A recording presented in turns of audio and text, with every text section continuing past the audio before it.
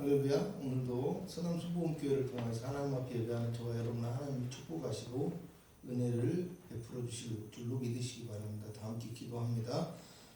살아계신 하나님, 거룩한 주의 백성들을 인도하시고 오늘도 주님 앞에 예배할 수 있도록 은혜를 베풀어 주시음을 감사합니다.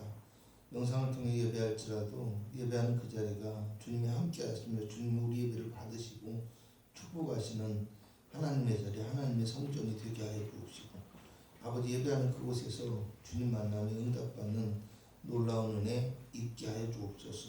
주의 종의 입술을 주장하시고 성령으로 충만케 하옵시며 우리 모두가 아버지 비록 떨어져 있을지라도 한 마음과 한 뜻으로 주님을 높이며 주님께 영광 돌리는 거룩하고 복된 삶으로서 아버지 아름다운 삶의 예배, 영적인 예배를 드릴 수 있는 귀하고 복된 이 한 해가 될 수 있도록 축복하여 주시옵소서. 예수님의 이름으로 기도합니다. 아멘. 144장입니다. 1절과 4절만 보겠습니다.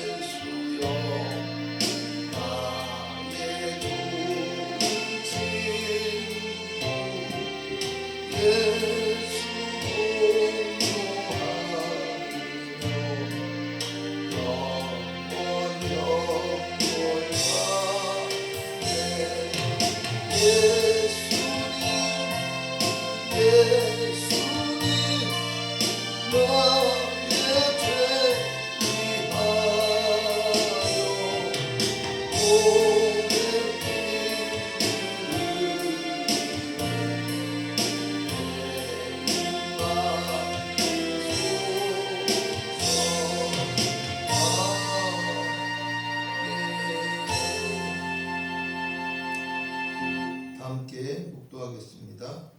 만군의 여호와여, 주의 장막이 어찌 그리 사랑스러운지요. 내 영혼이 여호와의 궁정을 사모하여 쇠약하며 내 마음과 육체가 살아계신 하나님께 부르짖나이다. 나의 왕 나의 하나님 만군의 여호와여, 주의 제단에서 참새도 제집을 얻고 제비도 새끼둘 보금자리를 얻었나이다. 주의 집에 사는 자들은 복이 있나니 그들이 항상 주를 찬송하리이다. 주께 힘을 얻고 그 마음에 시온에 데려가 있는 자는 복이 있나이다. 그들이 눈물 골짜기로 지나갈 때 그곳에 많은 샘이 있을 것이며 이른 비가 복을 채워주나이다. 주의 궁정에서의 한 날이 다른 곳에서의 첫날보다 나은즉 악인의 장막에 사는 것보다 내 하나님의 성전 문지기로 있는 것이 좋사오니 만군의 여호와여, 주께 의지하는 자는 복이 있나이다. 아멘. 찬송가 285장입니다. 85장 부르시기 전에 신앙 고백 드리겠습니다. 전능하사 천지를 만드신 하나님 아버지를 내가 믿사오며 그 외아들 우리 주 예수 그리스도를 믿사오니 이는 성령으로 잉태하사 동정녀 마리아에게 나시고 본디오 빌라도에게 고난을 받으사 십자가에 못 박혀 죽으시고 장사한 지 사흘 만에 죽은 자 가운데서 다시 살아나시며 하늘에 오르사 전능하신 하나님 우편에 앉아 계시다가 저리로서 산 자와 죽은 자를 심판하러 오시리라. 성령을 믿사오며 거룩한 공회와 성도가 서로 교통하는 것과 죄를 사하여 주시는 것과 몸이 다시 사는 것과 영원히 사는 것을 믿사옵나이다. 아멘. 찬송가 285장.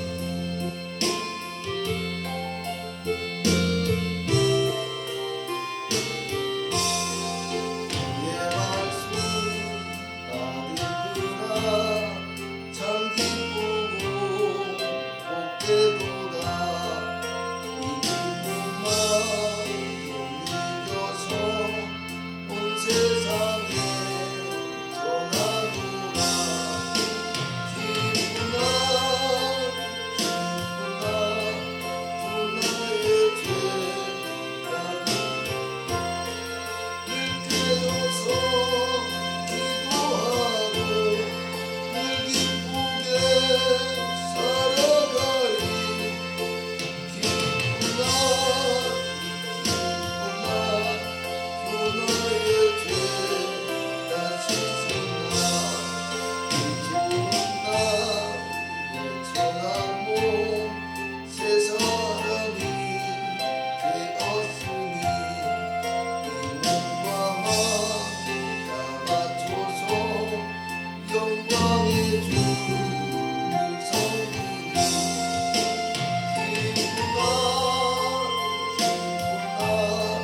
주 나의 죄가 씻으나 늘 깨어서 기도하고 늘 기쁘게 살아가리. 기쁜 날 나의 죄가 씻으나 그 사람들 그날부터 평안한 마음을 있어서 이 복된 마음 전하는 일 나의 본분 삼았도다. 기쁜 날 주 나의 죄가 씻으나 늘 깨어서 기도하고 늘 기쁘게 살아가리. 기쁜 날 주 나의 죄가 씻으나.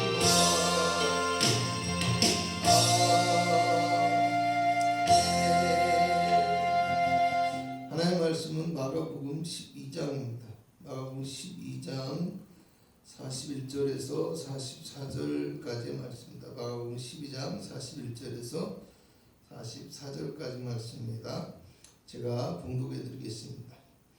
예수께서 헌금함을 대하여 앉으사 무리가 어떻게 헌금함에 돈 넣는가를 보실 때 여러 부자는 많이 넣는데 한 가난한 과부는 와서 두레돈 곧 한 고드란트를 넣는지라. 예수께서 제자들을 불러다가 이르시되 내가 진실로 너에게 이르노니 이 가난한 과부는 헌금함에 넣는 모든 사람보다 많이 넣었도다.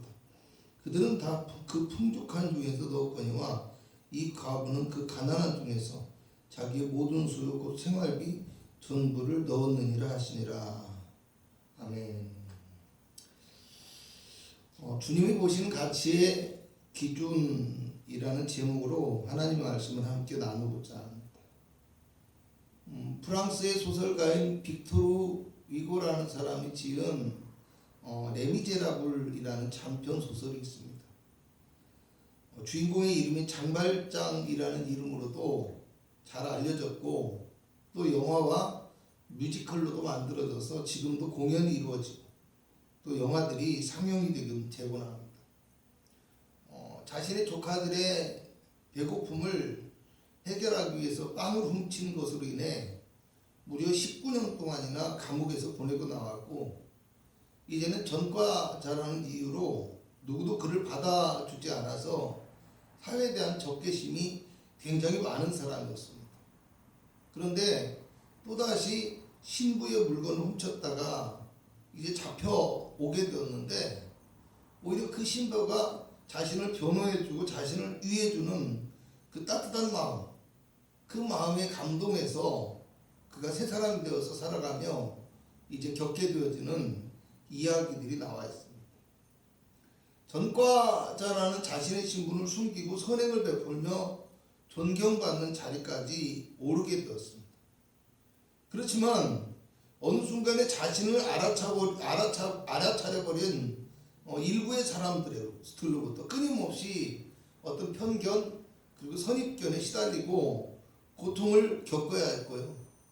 그 속에서 자신의 삶을 지키기 위해서 끝까지 포기하지 않고 부조리한 세상을 대항해서 약자를 위하여 헌신하는 삶의 모습을 보여주고 있습니다.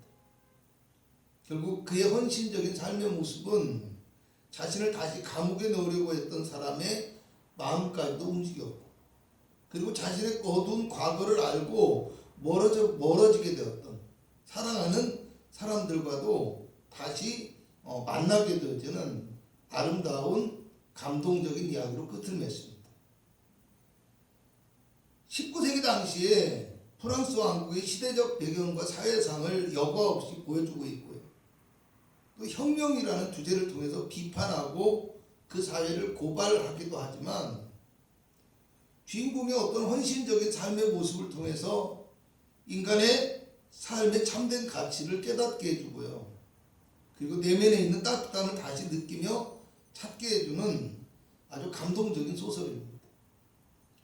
소설 속의 주인공이 장발장은요, 빵 한 조각을 훔쳤다는 이유로 처음에 무려 5년형을 받게 돼요. 그리고 이에 저항하고 몸부림을 치다가 무려 14년을 더해서 19년 동안을 감옥에서 보내야 됐습니다. 빵 한 조각 훔친 것. 아무리 법이 무서운 시대였다고 하지만 그가 가난하고 힘이 없는 백성이 아니라 부유한 권력자의 위치에 있었더라면 그럴지라도 과연 그렇게 엄한 형벌을 받게 되었을까요? 그가 전과자기라는 낙인을 가지고 살지 않았다면 과연 또다시 물건을 훔치다 붙잡혀올 필요가 있었을까요? 여러분, 실제로 이 장발장은요, 마음이 변한 다음에 자신의 신분을 철저하게 숨기고 살아가는데요, 그렇게 살아가면서 성공적인 삶을 살아가는 그런 사업가가 되었고, 오히려 사람들로부터 존경과 사랑을 받고 그가 살고 있는 도시의 시장이 되기까지 합니다. 전과자라는 낙인이 감춰지고요, 그리고 그가 가난하다라는 편견이 사라지게 되니까 자신의 가치를 바르게 평가받게 되어지고 능력과 자질을 온전히 인정받는 그런 모습을 갖게 되었다는 거. 여러분, 그러면 오늘날은 과연 어떨까요? 시대가 변하고 사람의 가치를 소중하게 생각하는 그런 세상이 되었다고는 하지만 여전히 세상은 눈에 보이는 것과 겉으로 드러나는 것들에 의해서 사람의 가치가 평가받고 있는 그런 모습은 아닌가 하는 생각을 하게 됩니다. 돈이 얼마나 많은지에 따라서 가치가 평가되고요, 학벌이 얼마나 좋은지에 따라서 그 사람을 향한 대우가 달라져. 때로는 그 사람이 가진 어떤 능력이나 자질보다도 그 사람의 배경이 어떤지에 따라서, 또 그 사람의 외모에 의해서까지 그 사람의 가치가 왜곡되고 치우쳐서 평가되는, 어찌 보면 불합리하고 불평등한 세상의 모습을 우리가 얼마나 많이 경험하게 되는지 모릅니다. 그럼요, 오늘날 교회들의 모습은 어떻고, 그리스도 안에서 믿음을 가진 성도들의 가치관과 생각은 과연 어떻다고 생각하시는지. 저는 교회에 나오는 사람들을 두 부류의 사람들로 구분해서 바라보게 되어집니다. 나이가 많은 사람, 적은 사람일까요? 외모가 화려한 사람과 그렇지 못한 사람일까요? 아니면 사회적으로 성공한 사람과 그렇지 못한 사람일까요? 학벌이 높은 사람과 그렇지 못한 사람일까요? 사실 이런 것들은 세상적인 시각과 기준의 평가이기 때문에 신앙적으로 평가하는 것이 옳을 것 같잖아요. 그럼 어떻게 해야 될까요? 교회를 오래 다닌 것으로 구분해야 될까요? 아니면 직분을 무엇을 가졌느냐로 나누어서 구분할까? 신앙적으로 순종하는 사람을 구분해야 될까요? 아니면 성경적인 지식에 따라서 사람을 구분해야 할까요? 또 봉사를 많이 하거나 재능을 얼마나 가지고 있는지에 따라서 구분해야 합니다. 물론 이런 것들도 어떤 부분에서는 평가하고 구분하는 기준이 될 수 있습니다. 그러나 저는 그냥 간단하게 믿음이 있어 보이는 사람과 그렇지 못한 사람으로 구분하려고 합니다. 누군가요? 교회를 방문하거나 처음 나왔다고 해도 그 사람의 직분이 뭔지 어느 교회에 다녔는지보다는 지금 이 사람이 믿음이 있는지 없는지를 보게 되어지고요. 지금 이 사람이 믿음을 가지고 있기는 하지만 지금 여기 이 자리에서 진심으로 믿음의 예배를 드리고 있는지, 아니면 교회를 방문해서 예배를 구경하고 평가하는 관람자의 모습으로 앉아 있는지, 이런 것들을 믿음의 측면에서 구분하고 바라보게 되더라는 말입니다. 왜 그렇다고 생각하십니까? 우리가 하나님 앞에 섰을 때 또 거룩한 예배를 드리는 자리 가운데 임하게 될 때 믿음보다도 더 중요하고 가치 있는 것은 없기 때문입니다. 왜요? 주님께서 우리를 보시는 가치의 기준과 판단의 기준은 오직 믿음뿐이기 때문이라는 사실입니다. 주님께서도 사람들이 나와서 자신의 문제를 놓고 주님 앞에 간구할 때 그들의 믿음을 보시고 응답하시고 역사하셨다고 성경은 말씀합니다. 저도 교회 나오는 사람들의 그 사람들을 믿음의 측면에서 두 부류로 구분해서 바라본다고 했는데요. 사실 우리가 교회와 성도가 서로를 바라보게 될 때, 또 성도가 서로를 바라보게 될 때뿐 아니라 자신의 가족 간에도 서로를 바라볼 때 무엇을 중요하게 생각하며 바라보고 살아가고 있는지 생각해 보아야 합니다. 교회 건물이 어떤가라고 건물을 바라보게 돼요. 그 사람이 헌금을 얼마나 많이 드리는가, 얼마나 잘 사는 사람인지, 사람들은 자기의 유익과 자랑을 위해서 바라보고요. 나에게 이익이 되어져야 가치 있게 바라보고, 그렇지 못하다고 판단되어지면 가볍게 생각해버리고 마는 세상적인 기준이 우리 교회 가운데도 앞설 때가 많은 것 같다라는 사실입니다. 목사님 그렇게 말씀하시면 섭섭합니다. 그래도 우리가 믿음으로 살아가려고 이렇게 애를 쓰는데 세상적인 눈을 가졌다고 하면 되겠습니까? 라고 말씀하실 수도 있습니다. 그런데요, 제가 앞에서 가족 간에도 그런다고 했잖아요. 그래서 부모님들이 자녀들에게 형제 간에 그러면 안 된다, 형제 간에 우애하고 살아야 된다, 이렇게 말하잖아요. 근데 사실은 현실은 어떻습니까? 부모도 그러더라는 거예요. 잘된 자녀에게는 꾹꾹합니다. 그런데 자녀가 좀 못 살거나 불편하면 쉽게 차별하고 낮춰서 생각하고 대하더라는 겁니다. 여러분, 자녀에게도 그렇게 되어지는데 교회 안에서는 우리의 모습이 어떻겠냐는 말이에요. 우리가 하나님께는 온전할지 몰라요. 그런데 사람은 구분하게 되어지는 게 우리의 잘못된 가치의 기준이더라는 것입니다. 제가 서두에서 소설 속의 주인공의 이야기를 하면서 선입견과 편견에 대한 말씀을 드리게 되었는데요.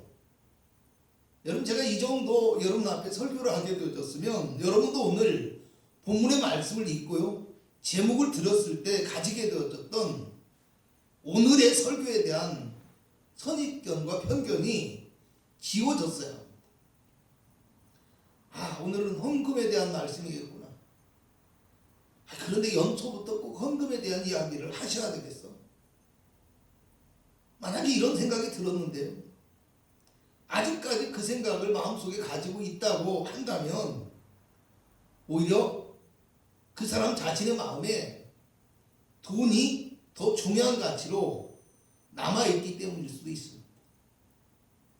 왜냐하면 제가요, 처음부터 돈이나 세상적인 것이 가치의 기준이 되면 안 되고, 그 사람이 가진 능력과 자질이 그 사람을 평가하는 가치의 기준이 되어야 한다라고 말씀을 드렸고요. 무엇보다도 하나님을 믿는 그리스도인에게 있어서는 오직 믿음이 가치의 기준이 되어야 하고, 믿음보다 더 중요한 것은 없다라고 말씀을 드리고 있기 때문입니다. 사실 오늘은요, 읽어드린 이 본문의 말씀도 이런 관점에서 해석을 해드리려고 하고 있고요. 또 실제로 이런 현상이 본문의 이야기 속에 일어나고 있었을 것이라고 생각할 수 있습니다. 35절을 보면요, 예수님께서 성전에서 가르치실 때라고 말씀합니다. 38절에도 예수님께서 가르치실 때라고 말씀하고요.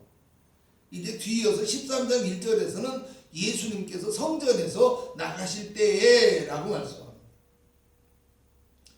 예루살렘으로 입성하신 예수님께서 성전에서 사람들을 가르치시다가 41절을 보면 성전에 예배하러 오는 사람들이 예물을 드리는 모습을 지켜보고 계셨다고 합니다.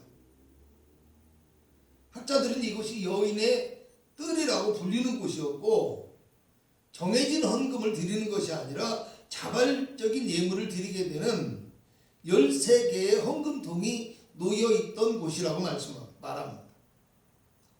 그때는 지금처럼 종이 돈이 없던 시대예요. 그러니까 사람들이 얼마를 넣는지는 눈으로 직접 보지는 못해요. 근데 사실 옆에 있으면서 아니면 뒤에서 지켜보면서 동전이 떨어지는 소리를 통해서 그 사람이 어느 정도 드리고 있는지가 판단되어지고 했을 것이라고 합니다. 여러분, 예수님께서 사람들이 예물을 드리는 모습을 지켜보고 계시는데, 부자들은 와서 예물을 드립니다. 쨍그랑 쨍그랑 우수수 우수수, 이렇게 동전들이 떨어지는 소리가 아주 크게 들렸을 것이라고 생각합니다. 아마 이렇게 예물을 드리는 사람들의 어깨가 불쑥 올라가게 되죠. 의기양양한 모습으로 그렇게 지나가고 있었을지도 모릅니다. 요즘에 그런 것들을 가르쳐서 어깨에 뿔이 났다고 이렇게 비아냥거리기도 하는데요. 여러분, 이번에는 한 가난한 여인이 헌금함에 돈을 넣는데요, 옆에서 지켜보는데 소리가 들리지 않습니다. 자기만 들릴 정도로 틱틱 하고 작은 소리가 났을지는 모릅니다. 여러분, 동전으로 화폐의 가치가 평가된다고 했잖아요.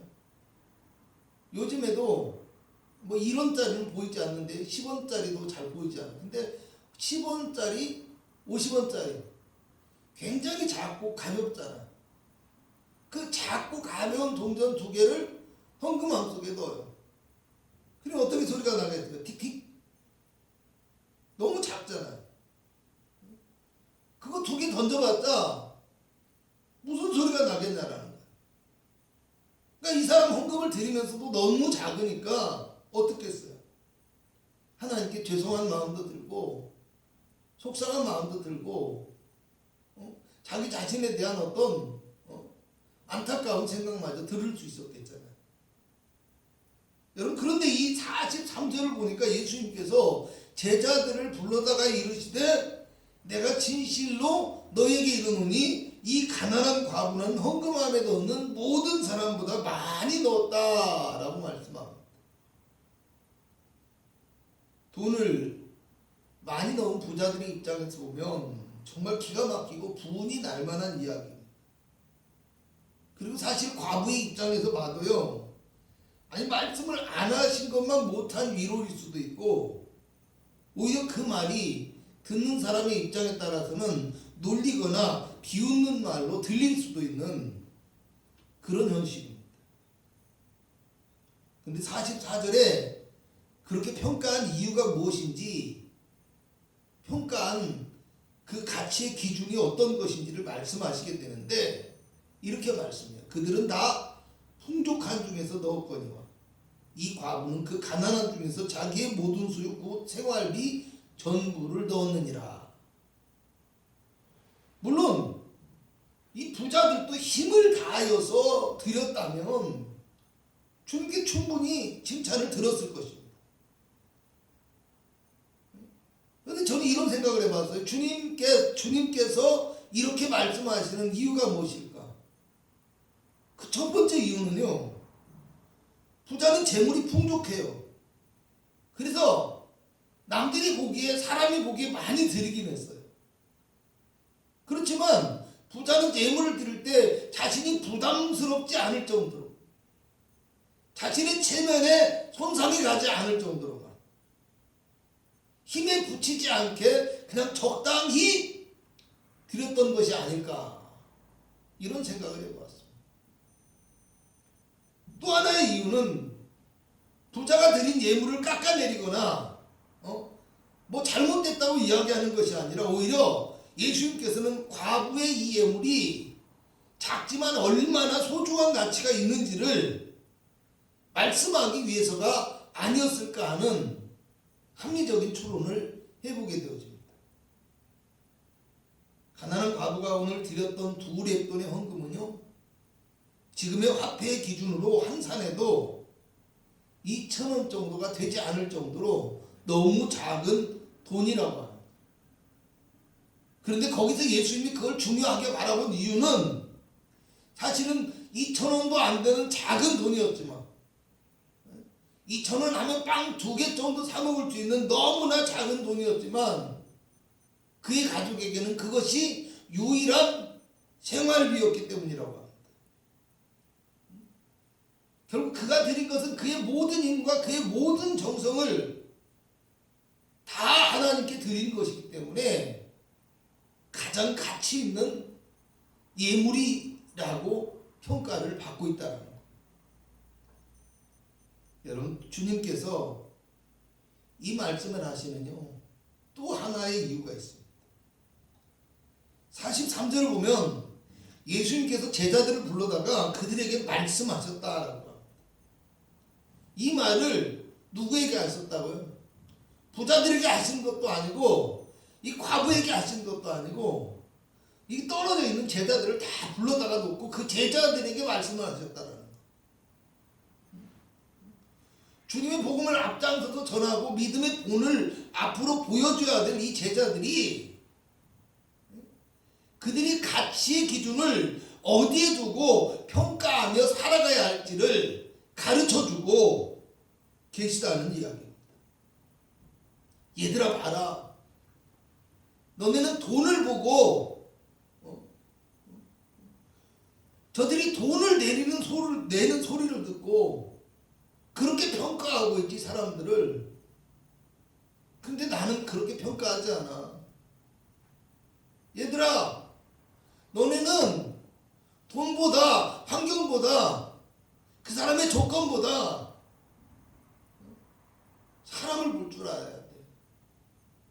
그 안에 있는 믿음이 어떤지를 볼 줄 알아야 돼. 이렇게 말씀하시지 않았을까요? 여러분, 본문 41절을 보면 주님께서 헌금함에 돈을 얼마나 넣는지를 본 것이 아니라 어떻게 넣는가 하고 보았다고 말씀합니다. 주님께서 우리를 보시는 생각과 관점은 우리가 보는 외적인 부분이 아니라 우리의 내면의 신앙과 믿음을 더 중요하게 바라보고 계신다는 말입니다. 사무엘상 16장 7절에는 하나님께서 내가 보는 것은 사람과 같지 아니하니 사람은 외모를 보거니와 나 여호와는 중심을 보느니라고 말씀하십니다. 이제 말씀을 마치고자 합니다.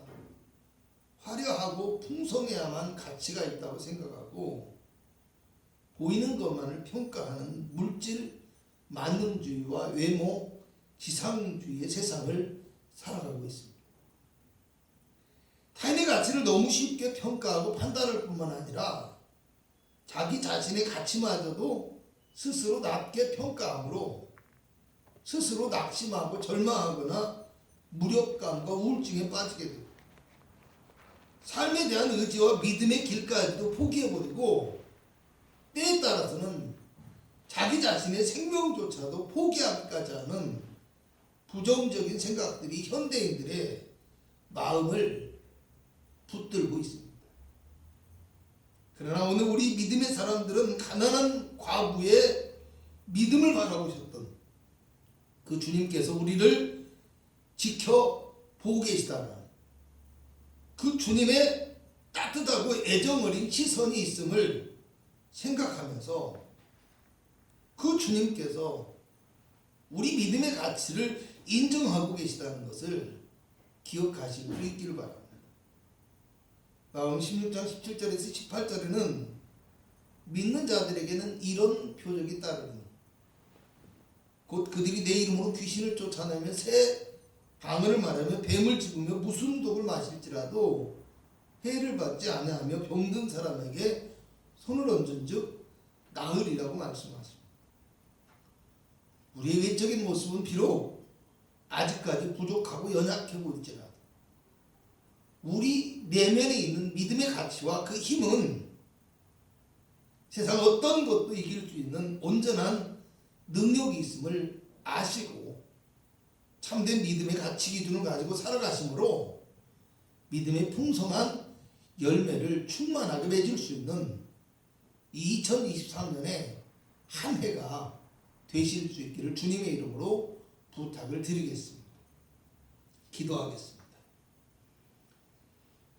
보이는 것만 보고 판단하는 육적인 눈과 근시안적인 믿음에서 벗어나게 하여 주옵소서. 보이지 않는 영적 세계를 믿음의 눈으로 바라보게 하시고 믿음의 손을 내밀어 하나님의 손길을 붙들고 하나님의 그 역사하심과 능력을 바라보는 영안의 눈을 뜨게 하여 주시옵소서. 하나님, 세상의 가치와 판단이 나의 삶의 기준이 되지 않게 하여 주옵소서. 오직 하나님의 말씀과 뜻이 먼저가 되어지는 믿음의 가치와 판단의 기준을 갖게 하여 주시기를 원합니다. 세상의 많은 사람들은 올해는 더 많이 어렵고 힘들 것이라고들 판단하고 말을 하지만 행여나 환경 때문에 믿음의 길에서 물러나는 안타까운 일이 일어나지 않게 하여 주시고 하나님의 말씀에 따라 머물렀던 이삭이 가뭄과 흉년 중에도 100배의 결실을 거두었던 것처럼 오늘 우리가 담대함과 용기로 믿음의 씨앗을 뿌리게 하셔서 풍성한 결실과 추수를 얻는 2023년에 한 해가 될 수 있도록 주님 인도하여 주시옵소서.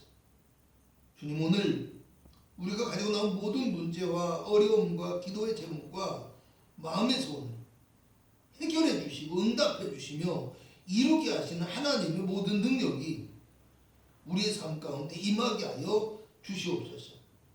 성령으로 충만하게 하여 주옵시고 또 거룩한 성도와 성도의 가정이 구원과 축복의 통로가 되게 하시며 성도의 삶의 모든 길과 걸음에 하나님의 붙드심과 그 능력으로 충만하게 하여 주셔서 모든 어려움과 위기를 극복하고 승리할 수 있는 축복된 삶이 되게 하여 주시옵소서. 지금은 우리 구주 예수 그리스도의 무한하신 은혜와 우리 하나님의 극진하신 사랑하심과 성령 하나님의 충만하신 축복이 예배한 귀한 성도들의 삶과 가정과 영혼과 육체 가운데 함께 있을지어다. 아멘.